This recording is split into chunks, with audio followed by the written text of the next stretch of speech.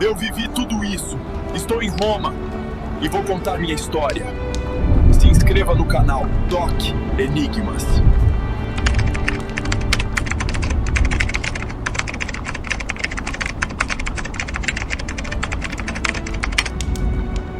Num fim de tarde de julho, eu, Dácio Aureliano, um mestre mosaicista, senti o pavor do que se desenrolava. Com meus quase 40 anos, a gravidade da situação me oprimia. Minutos antes eu inseria com precisão uma última peça azul-celeste num vívido mosaico que retratava o triunfo de Netuno, na sombria domus do senador Lúcius, Calpurnius Piso Frugi Licinianus. Esta imponente residência, na colina palatina, oferecia uma vista privilegiada da cidade.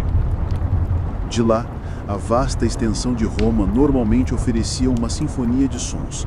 O distante clamor dos mercadores no Fórum Boário, o rítmico batucar dos martelos das oficinas no Vico Tusco e o reconfortante aroma de pão assando exalado das inúmeras fornalhas espalhadas pela urbe.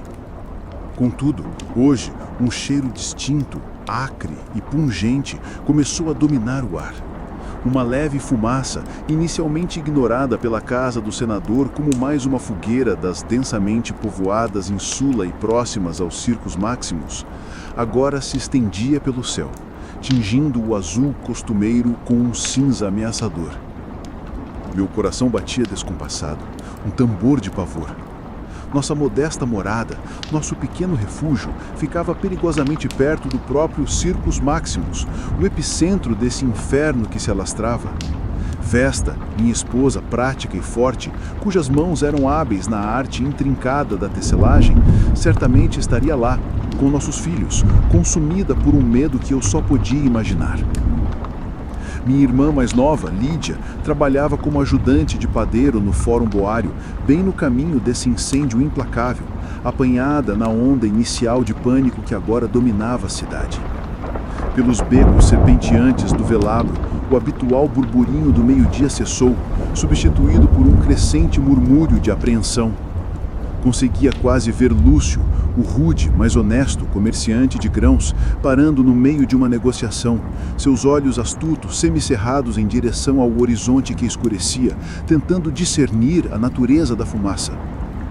Sua esposa, Tânia, que frequentemente o ajudava na banca, sentiria a onda de inquietação entre seus clientes. Do meu ponto de observação elevado, avistava as figuras distantes, pequenas como formigas, começando a se mover com uma urgência incomum.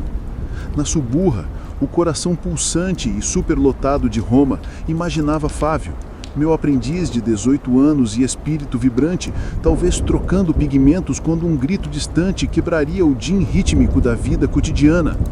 Fogo perto do circo. O clamor, inicialmente isolado, teria se multiplicado, ecoando pelos becos labirínticos, amplificado pelas estruturas de madeira e tijolos compactas que definem aquele distrito. Isso não era apenas um incêndio, era uma entidade viva e voraz, alimentando-se do próprio tecido da nossa cidade. Senti um arrepio, apesar do calor opressor de julho que envolvia Roma como um sudario, uma presença sufocante mesmo aqui na sombria domus do senador. As peças de mosaico em minha mão pareciam subitamente seixos frágeis e sem valor. O trabalho meticuloso de semanas, de meses, parecia insignificante diante dessa catástrofe crescente. A leve fumaça, agora uma nuvem revolta, obscurecia o sol do meio-dia, projetando um brilho a laranja sinistro sobre tudo. Os gritos haviam escalado para berros, o murmúrio da multidão para um rugido aterrorizado. O fogo, alimentado pela madeira seca das tabernae e das insulae de vários andares densamente agrupadas ao longo da margem leste dos Circos Maximus, devorava tudo em seu caminho com velocidade aterrorizante. Chamas, como feras famintas, saltavam pelas ruas estreitas, consumindo as oficinas e casas que haviam surgido sem controle. O calor, já sufocante, tornava-se insuportável, irradiando para fora, forçando as pessoas a se afastarem da beira do inferno. Meus pensamentos voavam para Ponza Emilinos, uma rota de fuga vital através do Tíberi para Trastivere, e eu orava para que permanecesse livre para os que fugiam. Minha mente rememorava Júnia, nossa vizinha idosa. Uma liberta cujo conhecimento de lendas romanas era uma biblioteca viva do passado da cidade. Imaginei-a agora observando as memórias de sua vida, tudo o que lhe era caro, dissolvendo-se na fumaça. Tércio, o talentoso carpinteiro do Vico Jugário, suas ferramentas agora inúteis, estaria buscando desesperadamente refúgio para sua família. Drusa, a lavadeira de Trastivere, suas mãos geralmente manchadas com a tinta das Folonicae, estariam agora enegrecidas pela fuligem enquanto fugia pela Ponza Emílios. Cornélio, o escriba recluso, agarrando seus preciosos pergaminhos, estaria certamente perplexo com o caos que engolfava as bibliotecas próximas ao Palatino. Paula, uma jovem mãe que eu via frequentemente perto da Porticus Octaviae, seu rosto manchado de lágrimas e cinzas, provavelmente procurava freneticamente por seu marido desaparecido. Vínio, o acrobata de rua, famoso por suas façanhas audaciosas nos circos máximos, agora usava sua agilidade para navegar pelas ruas em colapso, uma ironia desesperadora. Próculo, um estivador forte do Empório, sua habitual estoicidade substituída por esforços frenéticos para ajudar a carregar refugiados em barcaças fluviais. Antônia, uma sagaz taberneira na Assuburra, provavelmente tentava proteger seus clientes de saqueadores em meio ao pandemônio. Sérvio, um ex-gladiador, seu físico marcado agora servindo como protetor para um grupo de plebeus em fuga. Néstor, um escravo grego, talentoso tocador de lira, era forçado a abandonar a domus em chamas de seu mestre apenas com a roupa do corpo. Nora, uma liberta que possuía uma pequena barraca de cerâmica perto do Marcellum Magnum, via o trabalho de sua vida se esfacelar ao seu redor. Caleno, um escravo doméstico austero, mas leal, numa domus senatorial no Esquilino, estava dividido entre o dever e a autopreservação. Clara, uma jovem escrava, trabalhando num balneário público perto da Via Nova. Talvez estivesse presa enquanto o edifício começava a fumegar.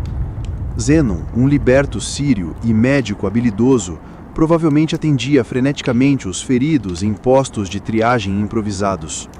Márcia, uma jovem idealista patrícia da colina Célio, estava certamente horrorizada com o sofrimento do povo comum. Áquilo, um jovem patrício cínico, talvez mais preocupado em salvar sua coleção de vinhos do que em ajudar seus inquilinos em fuga. Flamínio, um rico proprietário de terras do Esquilino, estava direcionando seus escravos para proteger sua propriedade, alheio à devastação mais ampla. Helena, uma matrona de uma casa nobre, sua compostura habitual desfeita enquanto supervisionava a evacuação dos objetos de valor de sua casa. Galo, um senador de menor importância, seu rosto marcado pela preocupação, calculava suas perdas financeiras enquanto as chamas consumiam a cidade. Lúcia, uma jovem devota de Ísis, provavelmente buscava consolo e segurança nos templos próximos ao Campus Martius. Públio, um legionário aposentado, agora um vendedor ambulante de bugigangas, usava sua disciplina militar para guiar multidões em pânico. Amélia, uma jovem trabalhando numa oficina têxtil no Velabro, estava dominada pela perda repentina de seu sustento. Rufo, um velho pescador do Tibre, seu rosto enrugado refletindo a sombria realidade enquanto o rio brilhava com o reflexo do fogo. Diana, uma jovem que vendia refrescantes perto dos circos máximos, seu pequeno carrinho certamente derrubado na debandada, seus ganhos espalhados. Esses eram os rostos de Roma, apanhados nesse horror inimaginável. Larguei minhas ferramentas, as delicadas peças de mosaico se espalhando como sonhos esquecidos, e me virei, meu único pensamento agora voltado para minha família. Abandonei a domus do senador liciniano sem hesitação, minha mente consumida por uma única e desesperada necessidade: encontrar minha família. O ar lá fora, na Palatina, já estava denso com fumaça, ardendo meus olhos e prendendo-se à minha garganta.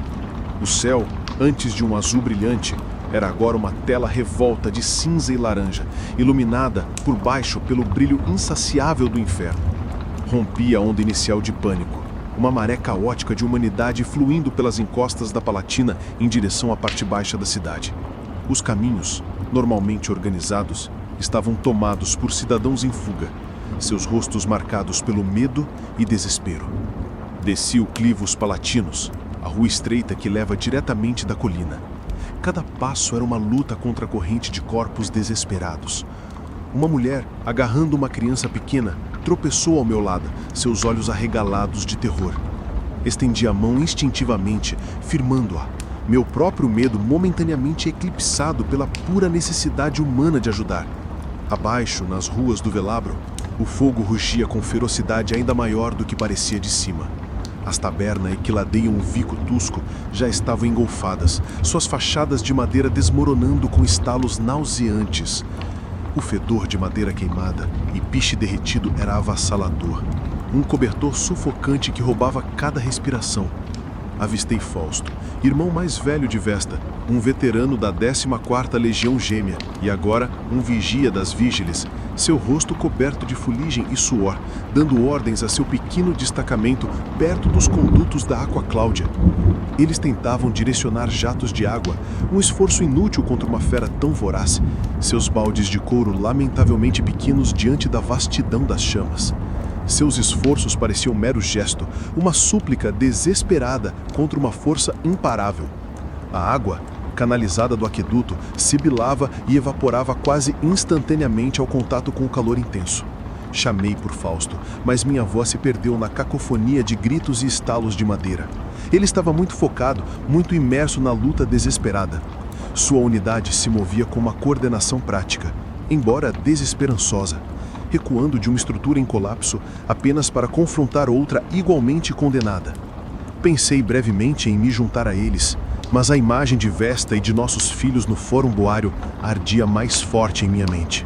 A segurança deles era a minha única prioridade. Continuei em frente, navegando pelas ruas em colapso, o ar ficando mais quente a cada passo. O chão tremia sob meus pés enquanto estruturas próximas cediam e caíam. O estrondo ritmado da alvenaria se unia ao rugido aterrorizante das chamas. Virei para o Vico Tusco, geralmente uma via movimentada, agora uma cena de caos total. Lúcia, a vibrante vendedora de flores, que conhecia de sua banca perto da Porticus Octaviae, estava paralisada, sua cesta de flores murchas um contraste marcante com as chamas que aumentavam. Seu rosto estava manchado de lágrimas e cinzas, suas sedas vibrantes opacas pela fuligem onipresente. Tentei oferecer uma palavra de consolo, mas ela estava além da escuta, seu olhar fixo no inferno, seu sustento, seu mundo inteiro dissolvendo-se diante dos seus olhos. Tive que passar por ela, a multidão ficando mais densa, uma maré desesperada fluindo em direção a Pons Emilius. A ponte era um gargalo, uma rota de escape estreita para a suposta segurança de Trastevere. Vi Drusa, a lavadeira, com os braços cheios de túnicas encharcadas, lutando contra a corrente.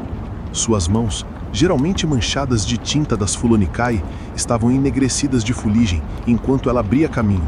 Ela me olhou nos olhos, um momento compartilhado de sombria compreensão, e nos abrimos caminho pela multidão juntos por alguns passos desesperados, antes que a multidão nos separasse. O ar estava denso com os choros de crianças perdidas e pais frenéticos, uma sinfonia desoladora de desespero. Avistei Áquilo, um jovem patrício cínico, estranhamente calmo em meio ao caos, instruindo seus escravos a salvarem o que parecia ser uma coleção de ânforas de vinho de sua taberna perto do Argileto. Sua preocupação parecia totalmente deslocada, quase obscena, dada a devastação generalizada. Seus inquilinos, muitos dos quais reconhecia como artesãos e pequenos comerciantes, fugiam por ele, seus rostos uma mistura de medo e indignação perplexa.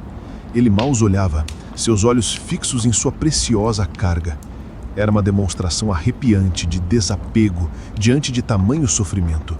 Eu amaldiçoei em silêncio a disparidade entre suas prioridades e a luta desesperada pela sobrevivência do povo comum claramente evidente.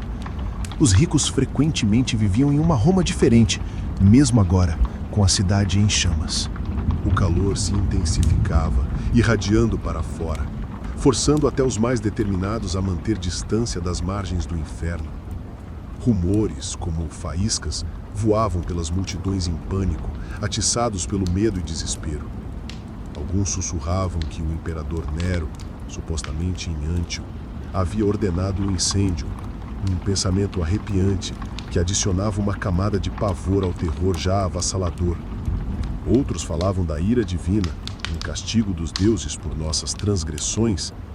O Fônio Tigelino, o prefeito pretoriano, uma figura de imenso poder, era visto na via sacra. Seu rosto, uma máscara de autoridade severa. Seus homens tentavam abrir caminho, mas seus esforços eram sobrepujados pelo grande volume de cidadãos em fuga, um testemunho da natureza incontrolável dessa catástrofe. O senador Lúcio Aneu Sêneca, sempre o filósofo estoico, estava no telhado de sua domus, perto da Pórticos Octaviae, observando o inferno com uma expressão sombria. Talvez contemplando a fragilidade das construções humanas, a natureza efêmera de todas as coisas terrenas. Sua observação desapegada, embora compreensível para um filósofo, parecia distante, alheia ao sofrimento imediato das massas. Através da multidão perto do Fórum Romano, o antigo coração de nossa cidade, agora apenas mais um obstáculo em meu caminho. O ar se encheu do cheiro de madeira queimada, piche derretido e o odor indescritível do medo humano. Um cheiro primal que perfurava a fumaça e a cinza. O grande incêndio de Roma havia realmente começado. Não com um rugido, mas com uma série de gritos desesperados e o crepitar aterrorizante e implacável de uma cidade se consumindo. Meus pulmões ardiam, meus olhos lacrimejavam, mas eu não podia parar. Vesta, meus filhos, eu precisava alcançá-los. O pensamento me impulsionava para frente, uma corrente desesperada contra a onda crescente de destruição. Quanto mais eu descia do Palatino, mais a terrível realidade do progresso do fogo assaltava meus sentidos. O som estrondoso não era mais distante, era um som onipresente e faminto, um rosnado gutural que vibrava através do próprio chão sob meus pés. Encontrei-me na Via Nova, uma via que geralmente fervilhava de atividade entre o Fórum e os Circus Maximus. Agora era um rio caótico de humanidade, fugindo do incêndio. A rua estava cheia de carroças abandonadas, cestas viradas e pertences descartados, testemunhos silenciosos da rapidez da catástrofe. Vi Diana, a jovem que vendia refrescos perto dos Circus Maximus, seu pequeno carrinho virado na desbandada, seus ganhos espalhados como esperanças esquecidas. Ela estava de joelhos, chorando, não por suas moedas perdidas, mas pelo puro terror de tudo aquilo. Eu queria ajudar, mas a pressão da multidão era muito forte, me arrastando. Não havia como parar, apenas sobreviver. Avistei Clara, a jovem escrava do balneário público perto da entrada das termas de Agripa. Seu rosto estava pálido de fumaça e medo, sua túnica simples rasgada. O próprio balneário, uma estrutura de pedra resistente, estava em brasa, fumaça esvoante saindo de seu telhado. Clara estava presa, incapaz de se mover além de uma tora caída, seus gritos de socorro mal audíveis acima do rugido do inferno. Sem pensar, rompi a corrente principal de cidadãos em fuga e forcei meu caminho em direção a ela, chamando seu nome. Ela olhou para cima, seus olhos arregalados com uma súplica desesperada. O calor que emanava do balneário era intenso, chamuscando meu cabelo. Apoiei-me na tora caída, testando seu peso. Era muito pesado para mim sozinho. Naquele momento, Sérvio, o ex-gladiador, cujo físico cicatrizado reconhecia de visitas ocasionais aos Ludi, apareceu ao meu lado. Ele estava guiando um pequeno grupo de plebeus, sua presença imponente um farol de calma em meio ao pandemônio. Ele viu minha luta, viu a forma presa de Clara e, sem uma palavra, cravou seus pés calçados na terra. Juntos, nós puxamos, grunhindo de esforço, a madeira grossa raspando nas pedras de pavimentação. Com um último desesperado empurrão, ela se moveu, o suficiente para libertar Clara. Ela se arrastou para fora, tossindo violentamente, e agarrou a perna de Sérvio, seu pequeno corpo tremendo. Ele me deu um breve aceno de reconhecimento antes de impulsionar seu grupo, e agora Clara, para frente, em direção ao Vico Jugário, um caminho que poderia levá-los à segurança relativa da margem do rio. Elas estavam comumente aptas a admitir as suas jovens conversões, mas não eram triviais. O ato de ajudar, por mais breve que fosse, me deu um fugaz senso de propósito além do meu próprio terror. Mas o alívio foi efêmero. A escala da destruição estava se tornando horripilantemente clara. Eu estava agora no Fórum Boário, e os marcos familiares estavam ou consumidos pelas chamas ou envoltos em fumaça densa e sufocante.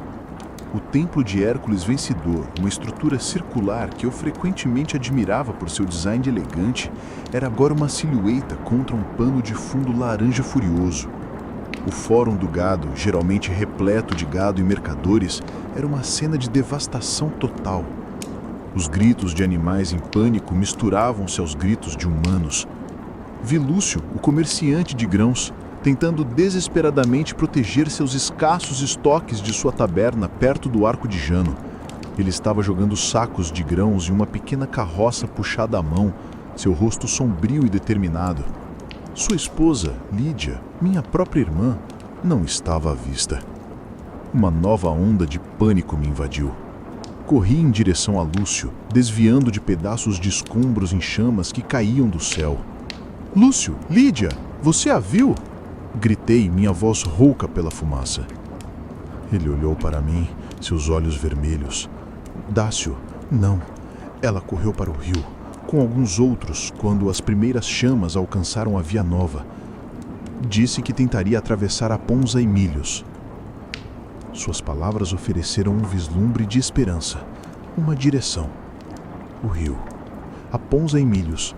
É para lá que Vesta e as crianças também tentariam ir. Isso confirmava minha trajetória desesperada. O chão, antes sólido e familiar, agora parecia traiçoeiro. Bolsões de calor intenso irradiavam de edifícios desabados, forçando-me a me desviar pelas ruas cheias de escombros. O clangor rítmico dos martelos dos ferreiros, geralmente um som reconfortante, foi substituído pelo estalar e rugido do incêndio. O ar pulsava com calor, uma entidade vivente que parecia me empurrar para trás, para desestimular qualquer avanço.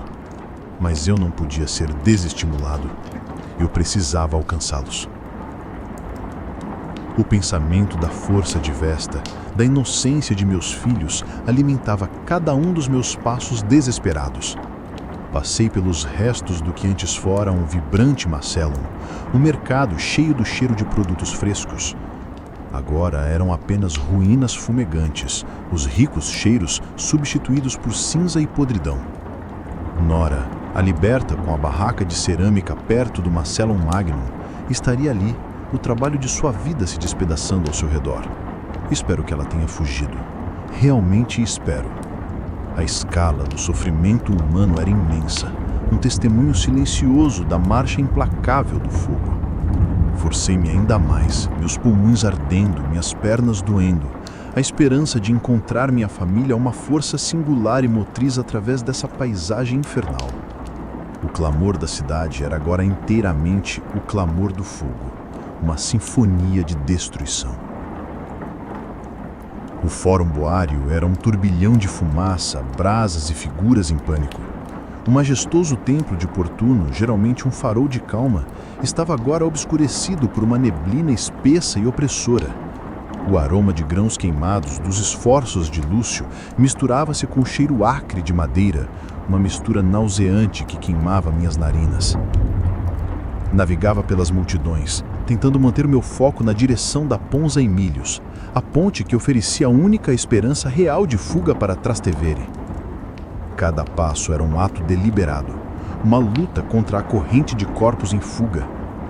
O chão sob os pés era traiçoeiro, cheio de cerâmica quebrada, mantos descartados e uma viga ocasional caída, ainda fumegante.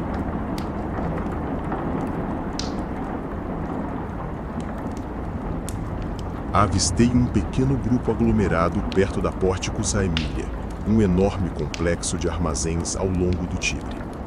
Entre eles, vi Próculo, o estivador corpulento do Empório, sua habitual estoicidade substituída por esforços frenéticos. Ele tentava carregar refugiados em pequenas barcaças fluviais, seus músculos poderosos forçando contra o peso de famílias em pânico e seus poucos pertences salvos. Ele dava ordens, sua voz rouca, tentando trazer alguma semelhança de ordem ao caos. "Mulheres e crianças primeiro, continuem se movendo", ele gritava, direcionando as massas aterrorizadas. Pensei brevemente em me juntar a ele, para ajudar os outros, mas a imagem de Vesta e de meus filhos era uma imagem constante e ardente em minha mente, impulsionando-me para a frente. O próprio rio, geralmente de um verde turvo, refletia o brilho laranja furioso da cidade em chamas, fazendo parecer que o próprio Tibre estava em chamas. O ar sobre a água tremia com um calor intenso. À medida que me aproximava da Ponça Emílios, a multidão se adensava ainda mais, pressionando por todos os lados. Era um pesadelo claustrofóbico. Cada respiração, uma luta contra a poeira e a cinza. Senti uma dor aguda no lado ao ser empurrado por um homem que carregava um saco pesado, seu rosto uma máscara de desespero. Vi Cornélio, o escriba recluso, agarrando seus preciosos pergaminhos ao peito, seus olhos arregalados e perplexos. Ele estava imóvel, aparentemente incapaz de processar a destruição que engolfava as bibliotecas perto do Palatino, o conhecimento de Roma literalmente virando cinzas ao seu redor.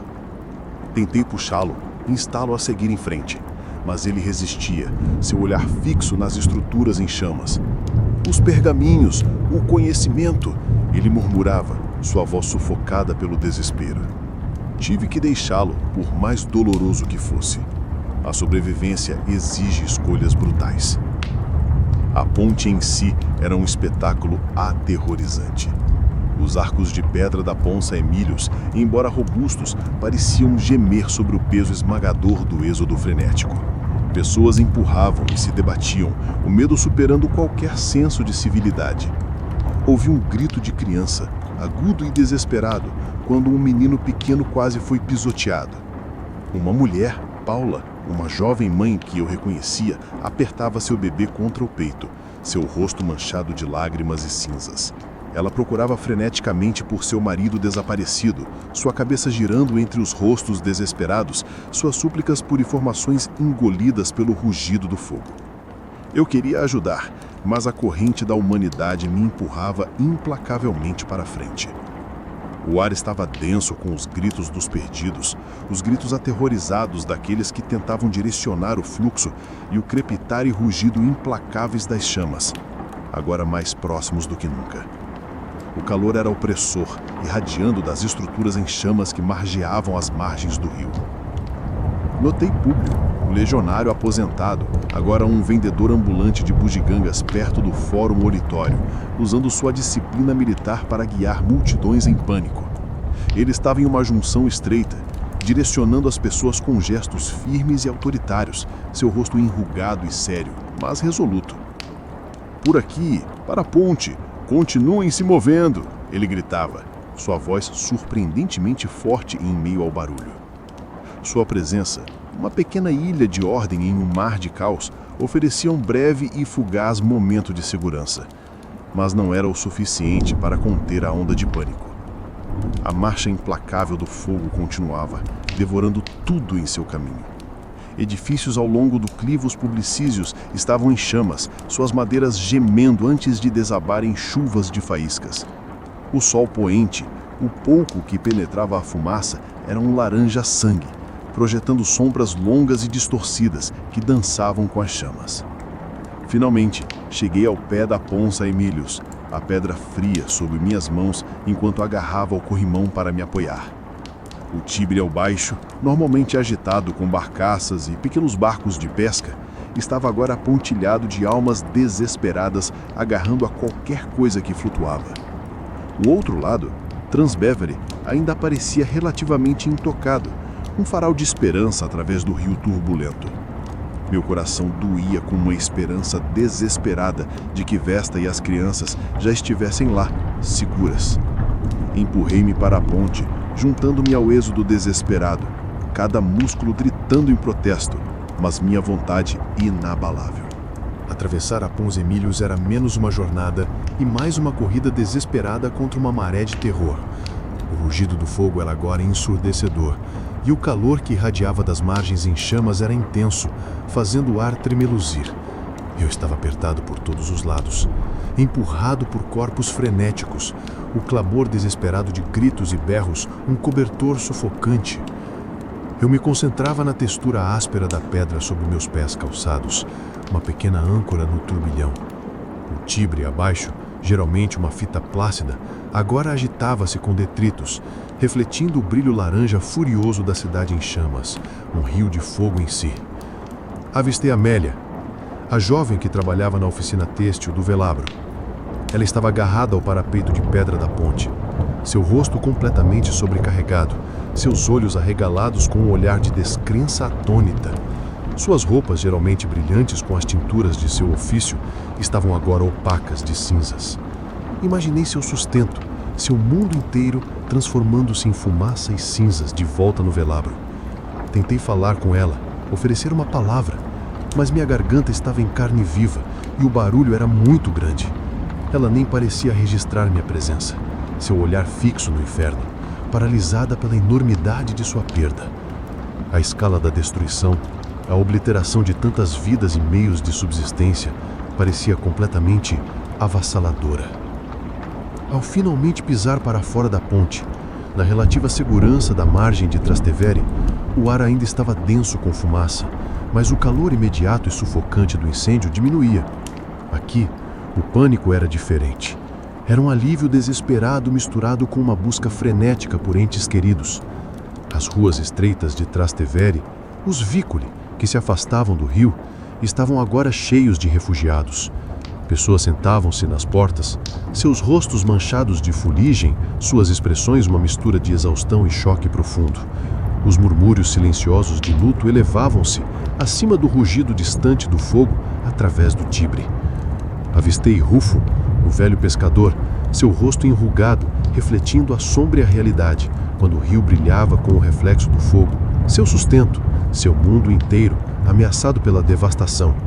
Sua quietude falava volumes do desespero que dominava muitos. Tentei seguir em direção ao Vico Piscinarum, numa rua um pouco mais larga, esperando encontrar um caminho mais livre para a colina Célio, onde Fausto, o irmão de Vesta, havia mencionado que sua família tinha parentes distantes, um potencial refúgio. O caminho era difícil, bloqueado por pequenos grupos de refugiados, alguns tentando construir abrigos improvisados, outros simplesmente desabando de exaustão. Vi Zenon, o liberto sírio e habilidoso médico atendendo freneticamente os feridos, perto de uma pequena fonte em uma praça, logo após o Vico Piscinarum. Ele estava rasgando tiras de linho de sua própria túnica para enfaixar queimaduras, seu rosto sério de concentração.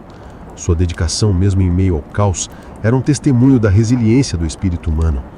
Pensei brevemente em oferecer ajuda, mas não tinha habilidades médicas e meu próprio propósito era singular. Só podia seguir em frente, meu coração doendo para aqueles que ele cuidava. O ar aqui em Trastevere, embora um pouco mais limpo, ainda carregava o cheiro penetrante e acre de madeira queimada.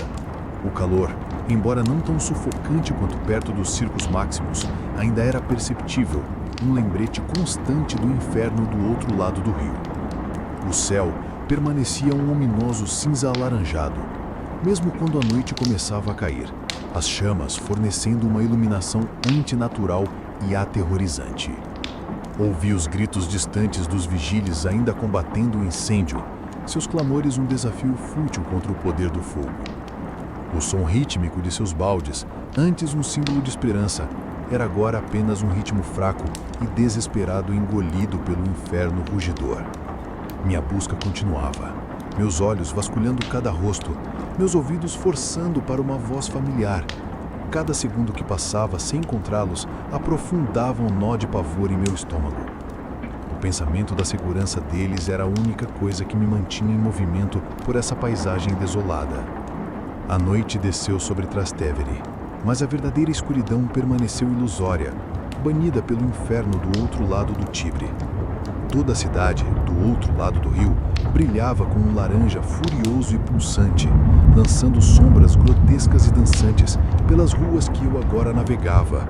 O som do fogo, embora um tanto diminuído pela distância, ainda era um rugido constante e aterrorizante, uma besta faminta devorando nossa Roma. O ar carregava um peso pesado, quase palpável de cinzas e fumaça, um lembrete constante do desastre. Minha garganta ardia, meus olhos lacrimejavam, mas eu não podia vacilar. Continuei minha busca desesperada pelos vesículos labiríticos de Trastevere, movendo-me geralmente para leste, na esperança de, eventualmente, contornar e encontrar uma área menos afetada, ou talvez um abrigo temporário onde Vesta tenha se procurado refúgio. Os sons habituais da vida noturna, a conversa convivial das tabernas, os acordes distantes de uma lira estavam completamente ausentes. Em vez disso, havia um murmúrio abafado de refugiados aterrorizados, pontuado pelo choro ocasional ou pelo grito de uma criança. Passei por grupos aglomerados em Dortias, seus rostos iluminados pelo brilho sinistro do fogo, seus olhos refletindo perda profunda e exaustão. Avistei Néstor, o escravo grego, um talentoso tocador de lira que eu havia visto se apresentar na domos de um rico comerciante. Ele estava sentado contra uma parede perto do Vico Porta Áurea, suas mãos segurando nada mais do que as roupas do corpo. Sua lira, seu próprio sustento, sem dúvida perdido na domos de seu mestre em chamas. Seu rosto estava manchado de lágrimas, seu espírito vibrante usual completamente extinto. Ele parecia completamente quebrado, um testemunho silencioso do alcance devastador dessa catástrofe, consumindo não apenas edifícios, mas vidas e identidades. Ofereci-lhe uma pequena quantia de asse, algumas moedas de bronze, mas ele nem percebeu minha mão. Seu olhar estava fixo no inferno, perdido em seu desespero. Senti uma pontada de desamparo. Continuei em frente, minhas pernas doloridas, minha mente um turbilhão de possibilidades frenéticas. Talvez Vesta tenha chegado ao rio e encontrado um barco, ou talvez tenha se procurado refúgio com outras mulheres e crianças em algum lugar ao longo da Via Ápia, fora das muralhas da cidade. Meus passos eram pesados, mas o pensamento dos rostos da minha família me impulsionava para a frente, uma força desesperada e motivadora. As ruas de Trastevere não estavam completamente desertas. Grupos esparsos de vigílias patrulhavam, tentando manter alguma semelhança de ordem, seus rostos sombrios iluminados pelas suas lanternas bruxilantes. Sua presença era um pequeno consolo, um lembrete de que não tudo estava perdido, de que ainda havia aqueles lutando contra esse inimigo implacável. Ouvia suas ordens concisas, seus pedidos de assistência, seus relatos sombrios do progresso do fogo. Virei para a Via Áurea, uma importante estrada que saía de Roma. Aqui, as multidões estavam diminuindo, substituídas por um fluxo constante de carroças e indivíduos que se afastavam da cidade em chamas. O ar estava um pouco mais limpo aqui, a fumaça menos opressora. Mas o rugido distante do fogo ainda era um companheiro constante, uma canção de ninar aterrorizante de destruição. Vi Próculo, o corpulento estivador, mais adiante na Via Área, ainda incansavelmente direcionando as pessoas para qualquer transporte disponível. Sua voz rouca, mas determinada. Ele era um gigante, seus esforços aparentemente intermináveis. Ele estava coordenando com um pequeno grupo de mercatores, convencendo-os a oferecer seus carros para transporte, não por lucro, mas por pura decência humana. Suas ações altruístas eram um forte contraste com o desespero que nos cercava. A ideia de Nero, o imperador, estar em Antium enquanto nossa cidade ardia, me encheu de uma raiva fria. Rumores ainda circulavam, sussurrados entre os refugiados, de que ele era responsável por essa tragédia. Embora eu não tivesse provas, a ausência de liderança imperial nessas horas iniciais e cruciais parecia uma traição. Seu prefeito, Ofônio Tigilino, foi visto na Via Sacra, mas seus esforços pareciam focados em controlar as rotas em vez de extinguir as chamas. O coração próprio do nosso império estava em chamas, e seu suposto protetor estava ausente, ou pior, indiferente. As domos dos ricos ainda estavam em grande parte intactas nas distantes colinas Célio e Esquilino, um lembrete sombrio das disparidades em nossa cidade. Só posso esperar que Vesta e as crianças, como tantos outros, tenham procurado refúgio além das muralhas da cidade, além do alcance desse inferno devastador. Minha busca me levará até lá, além da devastação imediata, até que eu as encontre. O caminho pela Via Áurea, afastando-se do inferno imediato, oferecia uma falsa sensação de segurança. O ar, embora menos sufocante, ainda carregava o cheiro penetrante de carvão, um lembrete constante da calamidade que engolia Roma. O rugido do fogo, embora distante, permanecia um pulso gutural na noite, um batimento cardíaco horripilante. Meus músculos doíam de exaustão, mas minha mente estava acesa com uma energia frenética, alimentada pela esperança desesperada de encontrar Vesta e nossos filhos. As estrelas, geralmente um cobertor confortante no céu romano, estavam obscurecidas por uma névoa laranja perpétua, um espetáculo de luz macabro. Encontrei grupos de refugiados que haviam estabelecido acampamentos improvisados à beira da estrada. Seus rostos iluminados por pequenas fogueiras bruxulentes. As conversas sussurradas giravam em torno de perdas compartilhadas, sussurros de rumores e planos desesperados de sobrevivência. Parei brevemente em um desses ajuntamentos, buscando informações. Meus olhos procurando por faces familiares. Perguntei sobre mulheres com crianças, sobre uma tecelã mestre, descrevendo Vesta da melhor forma possível. Uma mulher cansada, seu rosto manchado de fuligem, gesticulou vagamente mais adiante na estrada. Muitos foram em direção à via portuense, tentando chegar a Ostia, ela murmurou, sua voz rouca. Outros foram para a Via Latina, buscando segurança nas vilas rurais. Cada informação, por mais vaga que fosse, ofereceu uma nova direção para a minha busca desesperada. Um novo fio a seguir nessa tapeçaria de desespero que se desfazia. Decidi continuar pela Via Áurea, raciocinando que Vesta poderia ter se dirigido à comunidade substancial mais próxima fora da zona de impacto imediato. A estrada em si, um testemunho da engenharia romana, agora servia como um condutor para a fuga humana.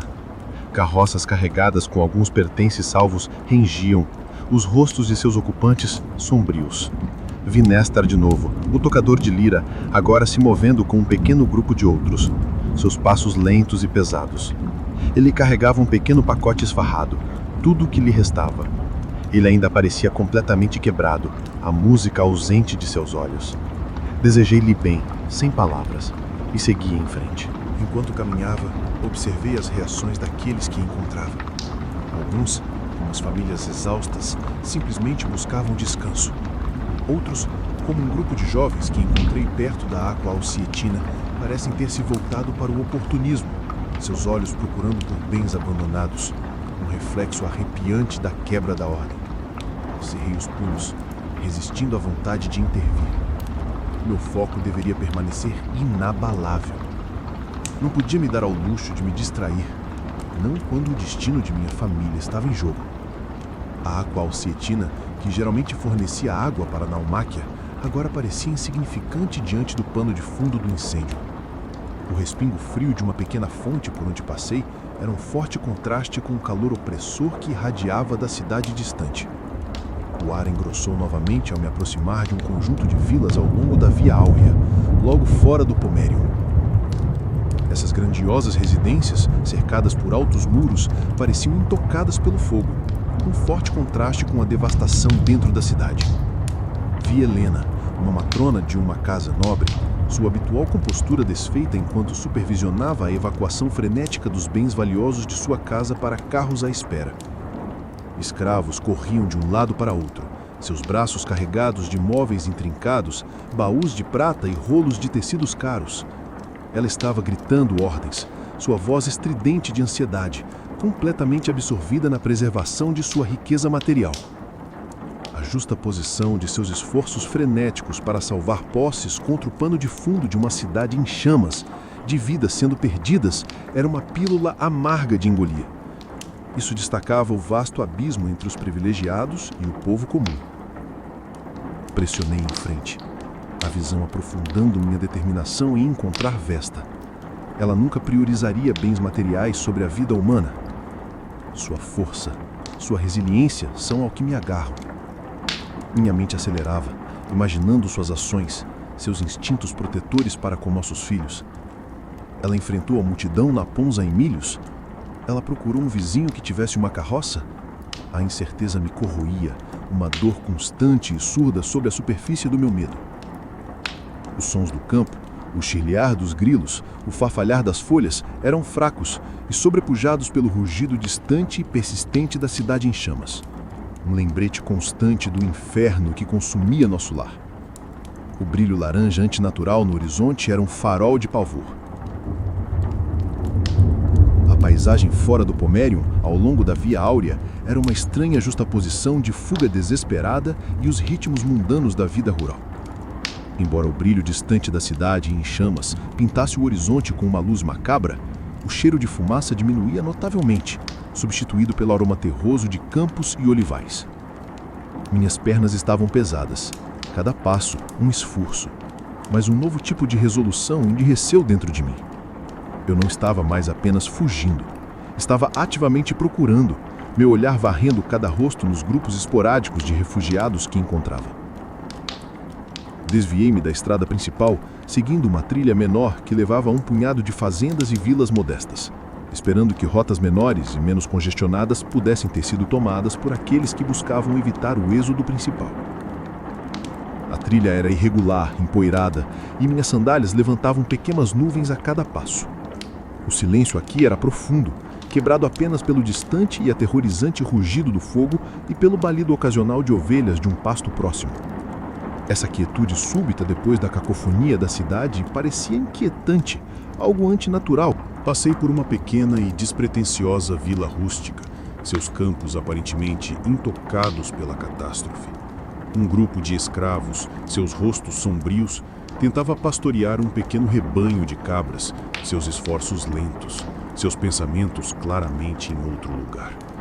Um deles, um escravo doméstico austero, mas leal, que eu vira brevemente perto da domus de um senador no Esquilino, um homem chamado Caleno, olhou para cima quando passei, seus olhos vazios de fadiga.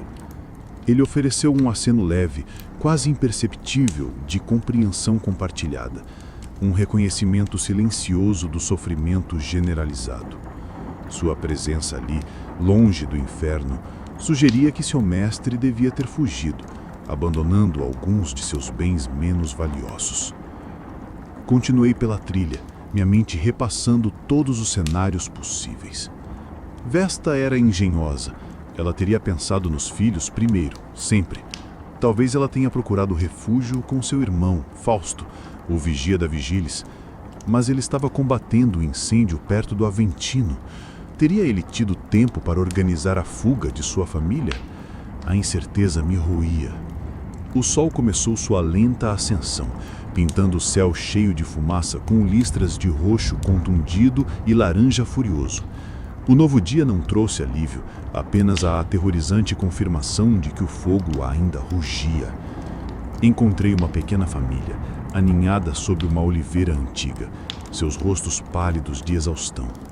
A mãe embalava um bebê, os olhos fechados em sono, enquanto um menino mordiscava um pedaço de pão seco. Aproximei-me cautelosamente, tentando não assustá-los. "Perdoem-me, boa gente", comecei, minha voz rouca pela fumaça e esforço. "Vocês viram uma mulher, uma tecelã mestre, com 2 filhos, um menino e uma menina?" O pai, um fazendeiro grisalho, balançou a cabeça lentamente. "Muitos passam por aqui, estrangeiro", respondeu ele, sua voz rouca. "Tantos. Oramos por todos eles." Suas palavras não ofereceram conforto, apenas a esmagadora realidade do grande número de almas perdidas. A vastidão dessa tragédia era avassaladora, o sofrimento individual agravado pelos inúmeros outros. A ausência dos sons habituais do amanhecer, o cantar dos galos, o zurro distante dos burros, era inquietante. A única constante era o rugido baixo e gutural vindo da direção de Roma, um lembrete de que a cidade ainda se consumia ativamente. O ar fresco da manhã, um breve alívio, foi rapidamente substituído por um calor crescente à medida que o sol subia mais alto. Minha fome e sede eram uma dor surda no meu estômago, mas eram secundárias ao medo que me roía pela minha família. Minha determinação era testada a cada passo, mas a imagem do olhar firme de Vesta, dos rostos inocentes dos meus filhos, me puxava para frente, através da poeira e do desespero, em direção à incerta esperança do reencontro. A luz da aurora oferece um panorama sombrio ao longo da Via Áurea. A pluma de fumaça de Roma é colossal, uma coluna negra imponente que ananoa as colinas distantes, fazendo o sol nascente parecer um orbe machucado e raivoso. O ar, embora menos sufocante do que na cidade, ainda carrega o cheiro acre de madeira queimada, um lembrete constante da devastação. Minhas pernas estão pesadas, cada passo uma luta contra a exaustão avassaladora, mas a ansiedade que me corrói por Vesta e nossos filhos me impulsiona para frente, através da poeira e do desespero, em direção à incerta esperança do reencontro. Aproximo-me de uma pequena coleção de taberna que margeiam a Via Áurea fora da cidade, geralmente atendendo a viajantes. Elas agora são abrigos improvisados para refugiados, suas portas abertas, oferecendo o pouco consolo que podem dar. Faço uma pausa em uma delas. Seu proprietário, um homem corpulento com um rosto gentil, está distribuindo copos de vinho aguado e pequenas porções de pão para os viajantes cansados. Pergunto a ele, minha voz rouca, se ele viu alguém que corresponda à descrição da minha família. Ele balança a cabeça, sua testa franzida de simpatia. Tantos perdidos, amigo, diz ele, seu olhar varrendo o fluxo interminável de refugiados. A cidade queima como o Vesúvio. Muitos tentam a via Portuenses em direção ao porto ou a via Ostiense para a costa. Suas palavras ecoam as do fazendeiro de antes, reforçando a ideia de fuga para o exterior. O grande volume de pessoas na estrada é avassalador, uma maré constante de sofrimento humano. Vejo Márcia, uma jovem patrícia idealista da colina Célio, geralmente impecavelmente vestida, agora com suas vestes manchadas de poeira e lágrimas.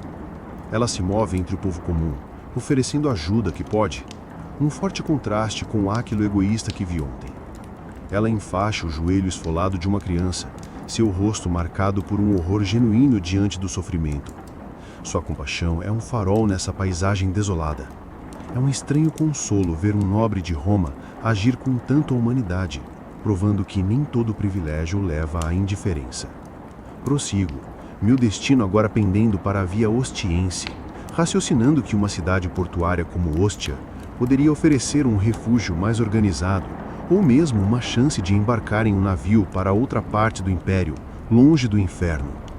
A estrada é poeirenta, a carroça ocasional ou o cavalo montado levantando nuvens que ardem meus olhos. O ranger rítmico das rodas das carroças e o arrastar de centenas de pés calçados são a nova e inquietante trilha sonora de minha jornada desesperada. A manhã avança, o sol subindo mais alto, intensificando o calor. O rugido distante do fogo continua inabalável, um testemunho de seu poder implacável. Passo por uma idosa liberta, seu rosto marcado pela idade e pela tristeza, sentada à beira da estrada, agarrando um pequeno pássaro de madeira esculpido. Júnia, minha vizinha, um repositório de antigas histórias romanas, me vem à mente. Espero que ela tenha encontrado segurança, que as memórias de sua vida não sejam consumidas. A imagem de sua casa, tão perto dos Circus Maximus, me enche de pavor. Isso reforça a noção de que pouco poderia ter sobrevivido nas áreas mais próximas do incêndio inicial. Enquanto caminho, tento recordar quaisquer conversas que Vesta possa ter tido sobre planos de contingência, sobre onde ela poderia ir em uma crise. Nossas conversas sempre foram sobre o dia a dia, as pequenas alegrias e desafios da vida em Roma. Este evento súbito e cataclísmico tornou todos esses planos sem sentido. A prioridade imediata teria sido as crianças, nosso filho tão cheio de energia, nossa filha com sua natureza quieta e observadora. O pensamento do medo deles, de suas pequenas mãos estendidas para a mãe, me galvaniza, banindo a exaustão que se arrastava. Passo por um pequeno santuário aos lares, deuses domésticos, à beira da estrada, suas oferendas de fruta e flores murchando no calor e na poeira. Pauso, oferecendo uma oração silenciosa pela segurança da minha família, pelas incontáveis almas perdidas e pela resiliência de nossa amada cidade. A fumaça, embora mais fina aqui, ainda carrega o cheiro de destruição, um lembrete de que o grande incêndio de Roma está longe de terminar. Minha peregrinação continua, um homem impulsionado pelo amor e desespero, por um mundo de cabeça para baixo. O trecho final da Via Ostiense pareceu impossivelmente longo, mas a visão da periferia agitada da cidade portuária insuflou nova vida em meus membros cansados. O ar aqui, ainda carregando um leve sussurro de fumaça da distante Roma, está infundido com os cheiros distintos do mar, sal, peixe e o aroma terroso de madeira úmida dos cais. A cacofonia do incêndio da cidade é substituída pelos sons mais familiares de um porto prosperando. O ranger das madeiras dos navios, os gritos dos estivadores, os guinchos das gaivotas sobrevoando. Era uma sinfonia caótica de vida, um contraste bem-vindo ao horror que o acabara de suportar. Eu me abri caminho pela multidão que enchia as ruas que levavam aos cais. Aqui os refugiados se misturavam com os habitantes regulares de Ostia, criando uma vibrante, embora desesperada, tapeçaria de humanidade.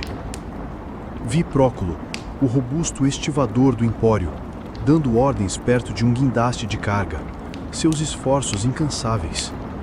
Ele ainda estava guiando famílias para navios à espera, seu rosto marcado pela exaustão, mas sua voz ainda forte. Ele me reconheceu com um breve aceno, um reconhecimento compartilhado do pesadelo que ambos enfrentamos. Ele apontou para um aglomerado de navios maiores, com suas velas recolhidas, indicando para onde muitos dos refugiados romanos estavam sendo direcionados. Dirigi-me aos navios, meu coração batendo com uma mistura de pavor e expectativa. O grande número de pessoas ali era avassalador, e a ideia de encontrar Vesta e as crianças nessa multidão parecia como procurar um único grão de areia em uma vasta praia. Eu me desviei de famílias aglomeradas em seus poucos pertences, seus rostos uma mistura de alívio e incerteza. Crianças se agarravam aos pais, suas pequenas mãos apertando túnicas, seus olhos arregalados de medo e perplexidade. Meus próprios filhos. Visualizei seus rostos, suas pequenas mãos nas de Vesta.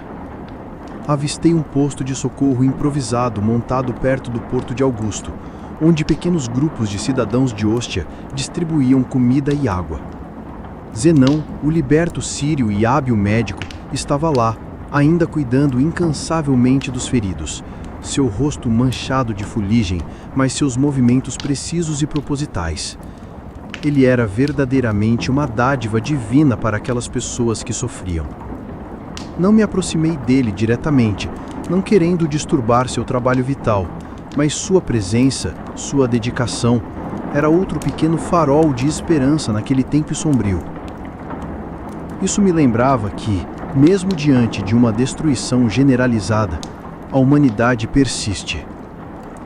À medida que me aproximava dos maiores navios, meus olhos varriam os rostos das mulheres e crianças cansadas esperando para embarcar. Minha respiração engasgou. Ali, aglomerada perto de uma pilha de caixas, de costas para mim, estava uma figura de cabelo escuro, um giro familiar da cabeça, e ao lado dela, duas pequenas figuras, suas cabeças apoiadas em seu flanco. Era Vesta. Meu coração saltou, um espasmo de alegria quase doloroso em meu peito. Tropecei para a frente, minha voz presa na garganta. Vesta! Gritei, minha voz rouca, mas cheia de uma emoção que transcendia o cansaço. Ela se virou, lentamente a princípio. Então sua cabeça se ergueu, seus olhos se arregalando em descrença. Uma expressão de profundo alívio invadiu seu rosto, eclipsando a exaustão e o medo que ali estavam gravados. Nossos filhos, despertados pelo meu grito, olharam para cima, seus pequenos rostos se iluminando com o reconhecimento. Nosso filho se levantou rapidamente, seu eu energético de sempre retornando em um instante e correu para mim. Nossa filha, mais cautelosa, levantou-se lentamente, seus olhos ainda arregalados, mas um pequeno sorriso começando a se formar em seus lábios. O pesadelo havia terminado. Eu estava em casa. Meus braços doíam de segurar meus filhos, seus pequenos corpos agarrados a mim, mas era uma dor bem-vinda, uma profunda manifestação física de alívio. Vesta estava diante de mim, as mãos apertadas ao teito, seus olhos marejados de lágrimas não derramadas. Seu rosto, embora manchado de fuligem e poeira, era a visão mais linda que eu já viera. Não falamos, não imediatamente.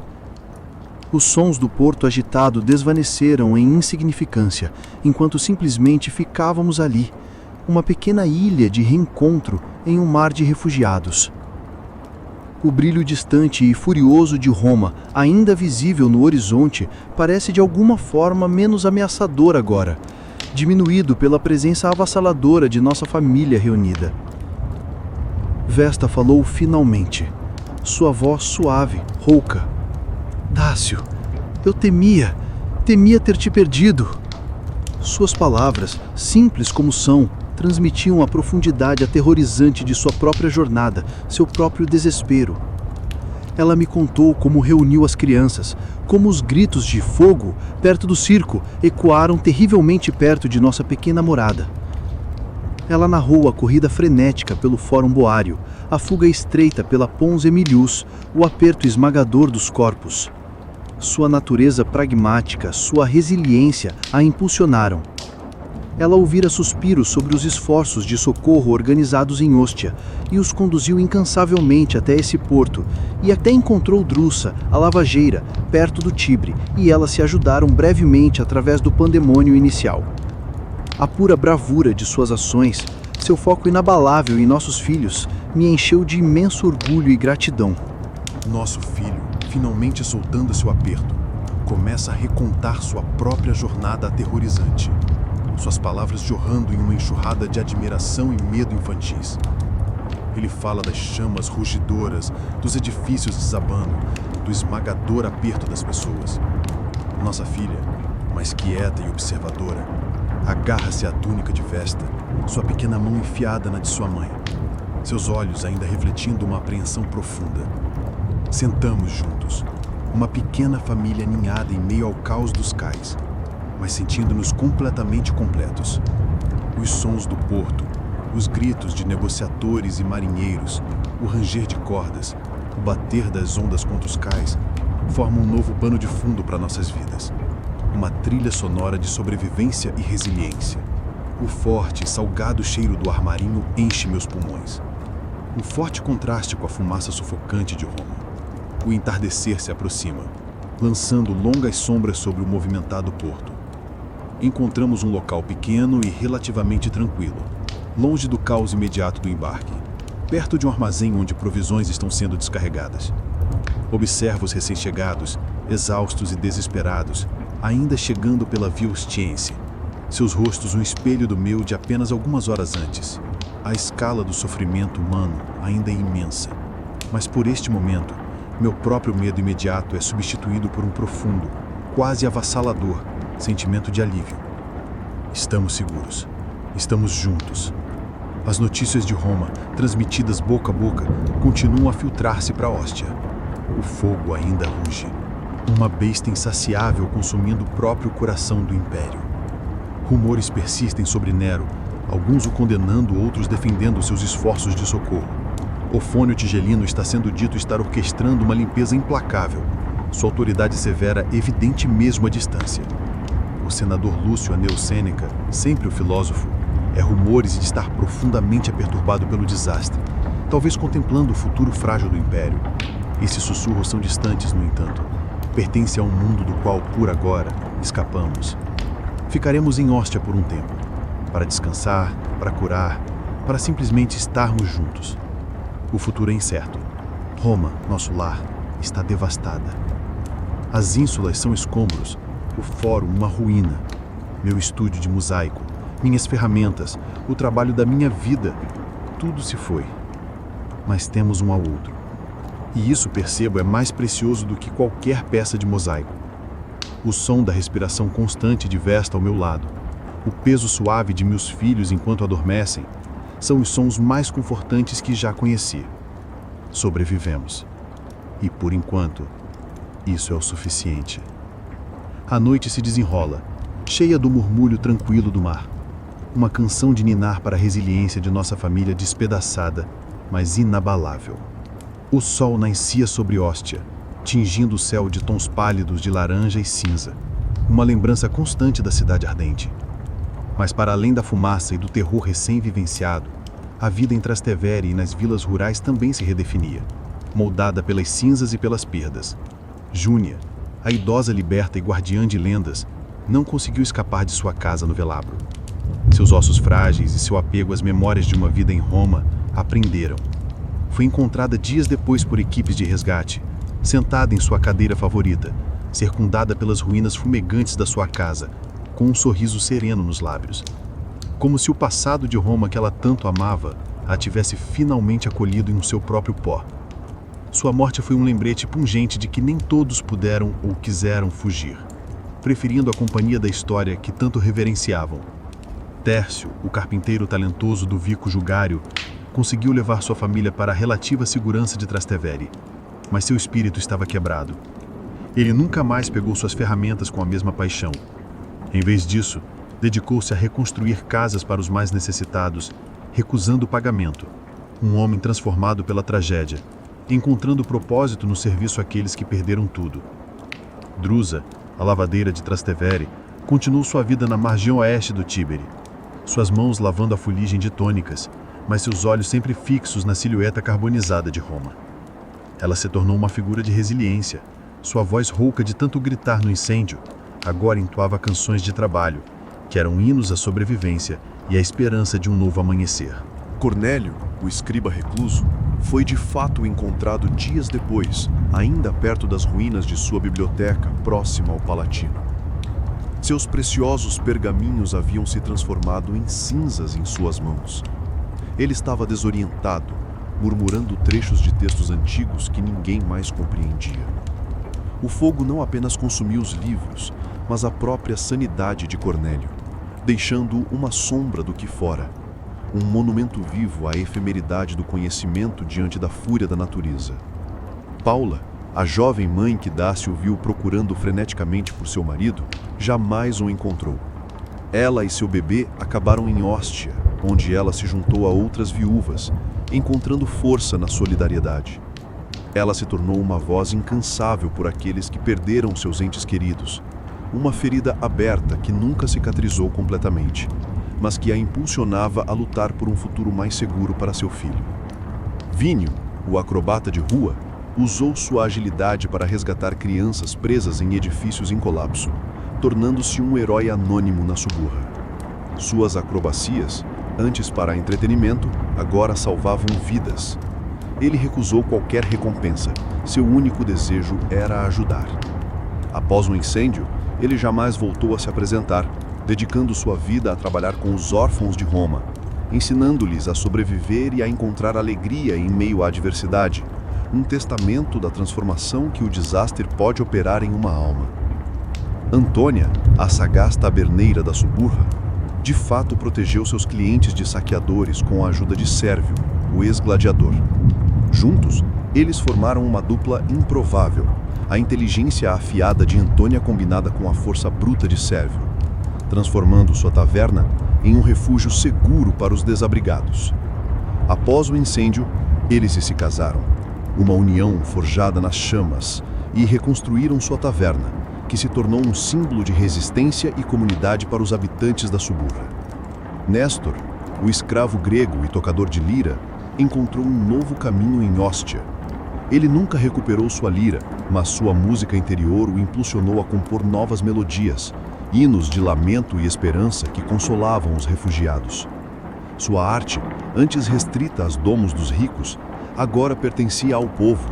Suas canções se tornaram um bálsamo para as almas feridas, um testemunho de que a beleza pode florescer mesmo em meio à desolação. Nora, a liberta com a barraca de cerâmica perto do Macellum Magnum, conseguiu salvar algumas de suas peças mais valiosas. Ela as vendeu para sobreviver, mas a perda de seu sustento foi esmagadora. Ela encontrou consolo em Amélia, a jovem da oficina têxtil do Velabro, que também havia perdido tudo. Elas uniram forças, abrindo uma pequena loja em Trastevere, uma parceria nascida da necessidade e do desejo de reconstruir, provando que a solidariedade pode ser a semente de um novo começo. O aroma de cinzas permaneceu no ar por meses, mas a vida, teimosamente, encontrava seu caminho. O destino dos personagens menores se entrelaçava com o tema central da reconstrução, não apenas de edifícios, mas de vidas e de uma cidade. Caleno, o escravo doméstico austero, mas leal do Esquilino, foi deixado para trás por seu mestre fugitivo. Ele encontrou seu propósito ajudando na organização dos esforços de socorro, sua disciplina militar inata tornando um valioso recurso. Ele nunca mais foi um escravo, encontrando a verdadeira liberdade no serviço abnegado aos outros. Um homem que descobriu seu valor em meio ao caos. Clara, a jovem escrava do balneário público resgatada por Dácio e Sérvio, foi acolhida por Antônia e Sérvio em sua taverna reconstruída. Ela se tornou parte de sua nova família, trabalhando ao lado deles, sua gratidão e lealdade inabaláveis. Um testemunho do poder da gentileza em tempos de desespero. Zenão, o liberto sírio e médico habilidoso, permaneceu em Hóstia, dedicando-se inteiramente ao tratamento dos feridos e doentes.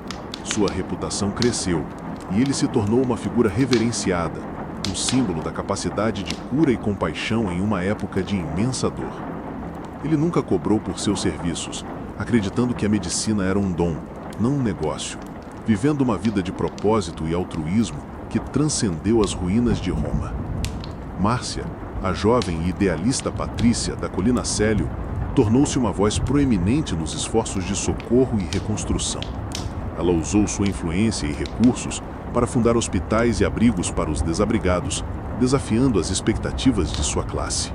Sua compaixão e determinação inspiraram muitos, e ela se tornou um farol de esperança em um tempo de desespero, provando que a nobreza reside na ação, não no nascimento.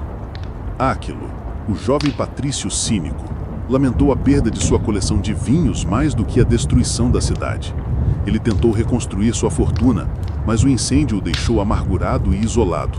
Sua obsessão por bens materiais o impediu de se conectar com o sofrimento humano, e ele viveu uma vida de riqueza, mas sem propósito, um lembrete da futilidade da riqueza sem compaixão.